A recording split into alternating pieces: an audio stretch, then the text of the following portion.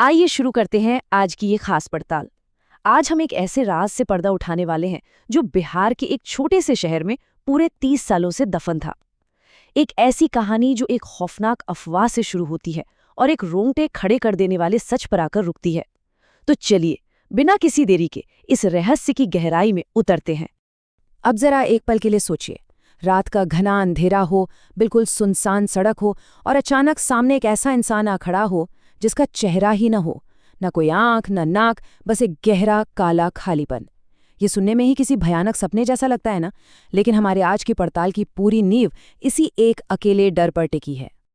चलिए बढ़ते हैं कहानी के पहले हिस्से की तरफ, एक खौफनाक अफवाह और कैमरा। तो हुआ कुछ यूं था कि पिछले कई महीनों से उस छोटे से शहर में एक अजीब सी दहशत फैली हुई थी।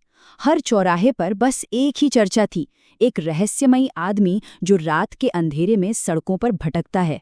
और सबसे डरावनी बात, जब भी किसी ने उसकी तस्वीर लेने की कोशिश की तो कैमरे में उसका चेहरा हमेशा धुंधला या बिल्कुल खाली नजर आया। इस एक बात ने पूरे शहर की नींद उड़ा रखी थी। लेकिन देखिए, जहां डर होता है वहां उस डर से टकराने वाला भी कोई ना कोई मिल ही जाता है। यहाँ वो था 17 साल का आर्यन।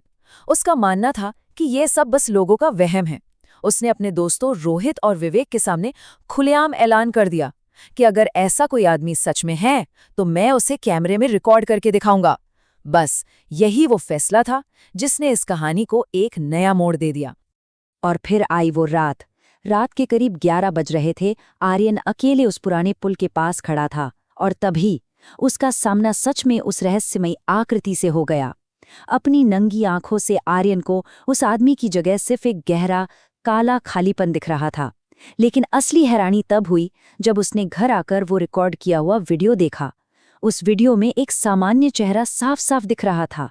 ये कोई साधारण तकनीकी खराबी नहीं थी। और अभी सबसे बड़ा झटका लगना तो बाकी था।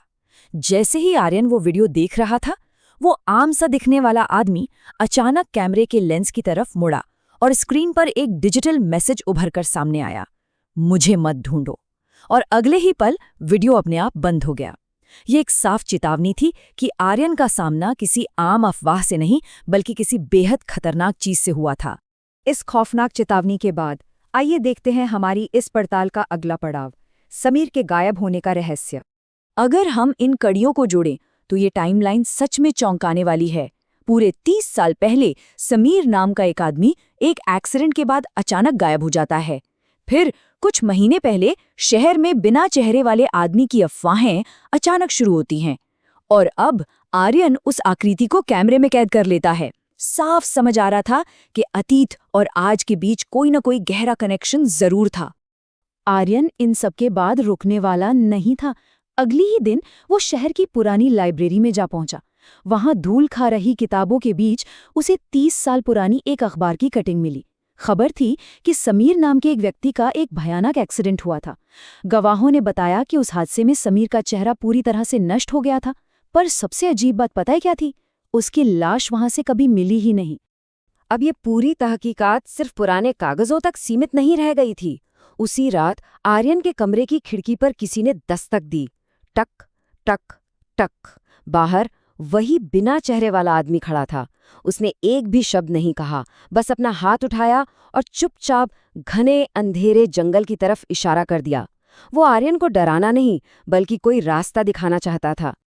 और इस इशारे ने हमारी इस पड़ताल को पहुंचा दिया अगले हिस्से पर, जंगल का रहस्यमयी तहखाना। आर्यन ने अपने दोस्तों को साथ लिया और अगले दिन निकल पड़ा उस जंगल की तरफ। एक एक करके कड़ियां जुड़ती गईं। पहला कदम, उन्हें जंगल के बीचों बीच एक पुराना खंडहर मिला। दूसरा कदम, उस खंडहर में एक भारी लोहे का दरवाजा मिला जिसे काफी मशक्कत के बाद खोला गया। और तीसरा कदम, उन्हें जमीन के नीचे एक खुफिया तहखाना मिल गया जो शायद सालों से दुनिया की नजरों से छुपा हुआ था। तहखाने के अंदर उतरते ही जो सामने था वो सच में हैरान करने वाला था। वहां पुराने अखबारों के ढेर थे, धुंधली पड़ चुकी तस्वीरें थीं और ढेरों ऐसे कानूनी दस्तावेज थे जिन्हें बाहर की दुनिया से छिपाकर रखा गया था।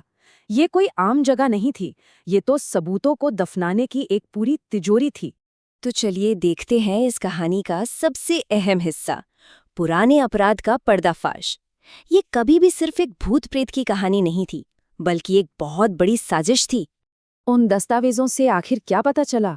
साफ और सीधी बात, समीर असल में एक बहुत बड़ी सच्चाई को बेनकाब करने वाला था, और इसी वजह से कुछ बेहद रसूखदार और ताकतवर लोगों ने उसे अपना निशाना बनाया। उसकी हत्या की कोशिश की गई और उसे एक एक्सीडेंट का रूप दे दिया गया। उसके बाद हर एक सबूत, हर एक सच्चाई को पूरी तरह से दबा दिया गया। लेकिन कहानी अभी अपनी मंजिल तक नहीं पहुंची थी। उस रात वो बिना चेहरे वाला आदमी एक आखिरी बार सामने आया। इस बार वो सीधे आर्यन को शहर के बाहर एक पुरानी वीरान फैक्ट्री तक ले गया। एक गाइड की तरह वो उस आखिरी मंजिल का रास्ता दिखा रहा था। उस फैक्ट्री के अंदर एक गुप्त कमरा मिला और इसी कमरे में था इस 30 साल पुराने अपराध का सबसे पक्का, सबसे ठोस सबूत। एक ऐसा सबूत जिसे अब कोई नकार नहीं कर सकता था। इस केस को हमेशा के लिए सुलझाने की आखिरी चाबी उनके हाथ लग चुकी थी। आइए अब बढ़ते हैं इस कहानी के आखिरी हिस्से की तरफ। सच्चाई कभी छुपती नहीं। आर्यन ने बिना एक पल गंवाए सारे सबूत पुलिस को सौंप दिए, और इसके बाद जैसे ताश के पत्तों का महल गिरता है, वैसा ही एक डोमिनो इफेक्ट देखने को मिला। तुरंत जांच शुरू हुई। जो ताकतवर लोग इतने सालों से आजाद घूम रहे थे, उनकी गिरफ्तारियां होने लगीं, और इस तरह एक झटके में पूरे शहर का वो काला सच सबके सामने आ गया, जिसे 3 दशकों से छिपा कर रखा गया था।